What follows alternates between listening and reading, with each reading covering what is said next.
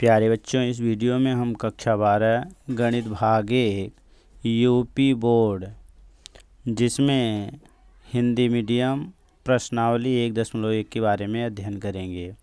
दूसरा प्रश्न है, सिद्ध कीजिए कि वास्तविक संख्याओं के समुच्चय R में R बराबर ए बी सच दैट जो A होना चाहिए ये छोटा हो या बराबर हो बी स्क्वायर से परिभाषित है, न तो स्वतुल्य है, न सममित है और न ही संक्रामक है।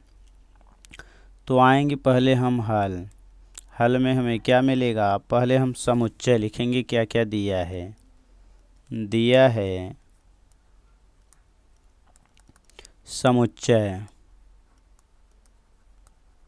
तो समुच्चय R बराबर वास्तविक संख्याओं का समुच्चय है। तो वास्तविक संख्याओं में हमें मिल जाएगा, क्या क्या मिलेगा, यानी 0, 1, 2 डॉट डॉट -1 -2 डॉट डॉट। जो बटे वाले होंगे 1/2 1/3, माइनस में जो बटे वाले होंगे ये भी आएंगे। जो कैंडी वाले होंगे ये भी हमारा ये पूरा कहलाएगा वास्तविक संख्याओं का समुच्चय। अब दूसरा आता है, ये नंबर 1 हो गया। अब संबंध है। संबंध में क्या दिया है, यानी संबंध ये भी R से ही लिखा जाता है। तो R बराबर यहाँ दे दिया है ए बी, आगे है सच दैट ये छोटा होना चाहिए या बराबर होना चाहिए बी स्क्वायर से। अब इसमें हम इस सब को लेकर के यानी R क्रॉस R निकालेंगे, उसमें से वही लिखेंगे जो A वाला मान छोटा होगा बी स्क्वायर से। तो नंबर 1 अब यहाँ पर हमें चेक करना है स्वतुल्य संबंध। स्वतुल्य संबंध, तो स्वतुल्य संबंध में क्या मिलता है, स्वयं से।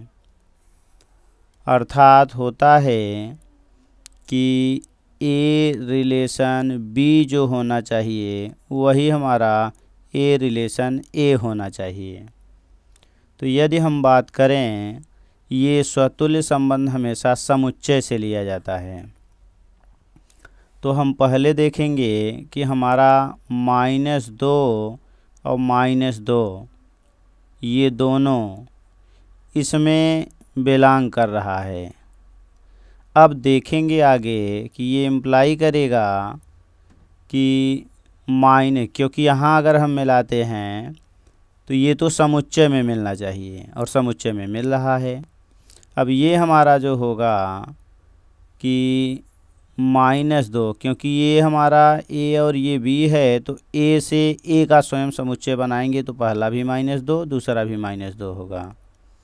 और अगर हम देखते हैं तो ये भी बिलोंग करेगा R में, क्योंकि -2 ये बनेगा और B का जो मान बनेगा -2 का वर्ग करेंगे 4, और 4 वाला हमारा मान यानी दूसरा वाला पहला तो छोटा हो या बराबर हो किससे, दूसरे वाले से बी स्क्वायर से। तो बी स्क्वायर वाला बड़ा है। फिर यदि हम बात करें बटे वाले, तो जैसे हमने ले लिया कि 1/2, फिर अगला हमने ले लिया 1/2, क्योंकि स्वयं से ही आपका स्वतुल्य में स्वयं वाला लिया जाएगा। ये तो बिलोंग करेगा R में, यानी ये हमारे इस समुच्चय में मिल रहा है। तो अब आगे हमें देखना है कि ये हमारे संबंध में मिलेगा कि नहीं, क्योंकि ये समुच्चय है और ये दूसरा वाला जो है हमारा संबंध है। तो अगर हम इसको देखें तो ये इम्प्लाई करना चाहिए, तो 1/2 और अगले का स्क्वायर कर देंगे तो 1/4 हो जाएगा, क्योंकि ये A हो गया पहला वाला और दूसरा वाला B बना। अब हम देखेंगे कि जो 1/2 है ये छोटा नहीं है किससे, 1/4 से।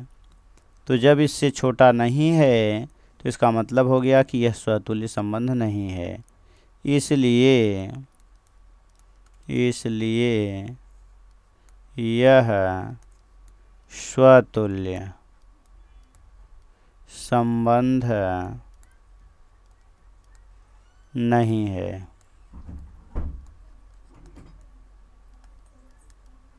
अब हम नंबर 2 लेते हैं। नंबर 2 दिया है हमारा सममित संबंध। सममित संबंध।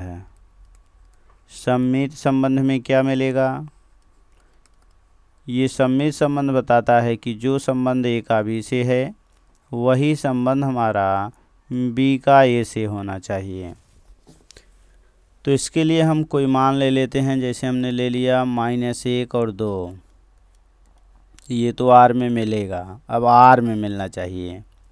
ये माने संबंध वाला होना चाहिए, समुच्चय नहीं बल्कि संबंध होना चाहिए यहाँ पर। अब क्योंकि हमारा -1 जो है ये इम्प्लाई कर रहा है कि -1 जो है ये छोटा है या बराबर है b² से। b² माने 2 दूनी 4 से, यानी -1 ये छोटा या बराबर हो सकता है 2 का स्क्वायर अर्थात 4 से ये छोटा है। अब अगला आएंगे तो अगर हम इसको पलटी मारेंगे, यानी हमारा 2 और -1, अगर इसकी बात करें तो ये हमारा मिल जाएगा। जो 2 होगा ये छोटा होना चाहिए -1 के स्क्वायर अर्थात 2 ये छोटा या बराबर होना चाहिए 1 से, लेकिन ये बड़ा है अर्थात यह हमारा सममित संबंध नहीं है। क्योंकि हमने यहाँ कहा जो संबंध एक का बी से हो वही संबंध बी का ए से होना चाहिए, अर्थात -1 रिलेशन 2 ये इम्प्लाई करना चाहिए कि 2 रिलेशन 1। इससे तो हमने पाया कि -1 ये छोटा है किससे? 2 दूनी 4 से, क्योंकि ये b² होगा। और यहाँ आएंगे तो ये नहीं इम्प्लाई करेगा क्योंकि 2 छोटा नहीं है किससे? 1 के स्क्वायर 1 से। तो ये नहीं इम्प्लाई कर रहा है, इसलिए हमारा यह संबंध सममित नहीं है। इसलिए यह सममित संबंध नहीं है। अब अगला लेंगे नंबर 3। ये होता है संक्रामक संबंध। संक्रामक संबंध। अब संक्रामक संबंध क्या बताता है कि जो संबंध ए का बी से हो तथा वही संबंध हमारा बी का सी से हो, तब ये इम्प्लाई करना चाहिए वही संबंध ए का सी से होना चाहिए।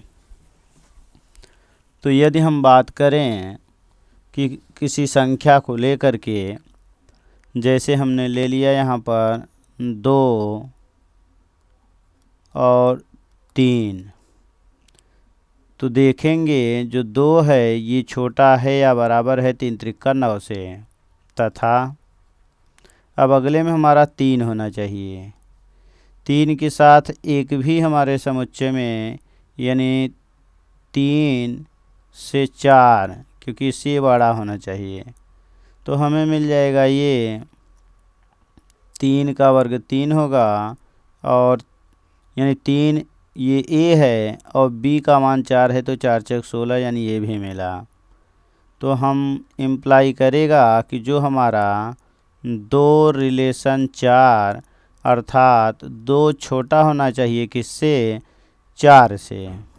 ये तो सही है, लेकिन अगर हम कुछ माइनस के रूप में ले लें, जैसे हमने ले लिया 2 रिलेशन -3, अब अगले में क्या मिलेगा? तथा -3 रिलेशन। अब हम कोई दूसरा मान ले लें जैसे 1, तो ये मिलना चाहिए किससे? यानी 2 रिलेशन 1 से, क्योंकि ये बीच वाला गायब हो जाता है। जैसे यहाँ इसमें ये ख़त्म हुआ, तो यहाँ हम देखेंगे कि 2 जो होगा ये तो छोटा होगा 3 त्रिका 9 से।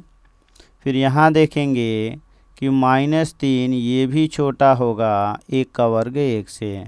लेकिन यदि यहाँ बात करें तो जो हमारा 2 है ये छोटा नहीं होगा 1 के वर्ग 1 से, तो ये संबंध नहीं आया, अर्थात ये हमारा रिलेशन को फॉलो नहीं किया। इसलिए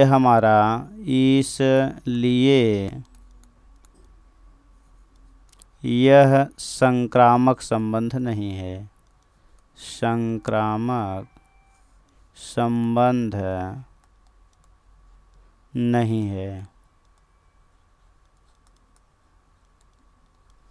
आएंगे अतः यह न स्वतुल्य न सममित और न ही संक्रामक संबंध है।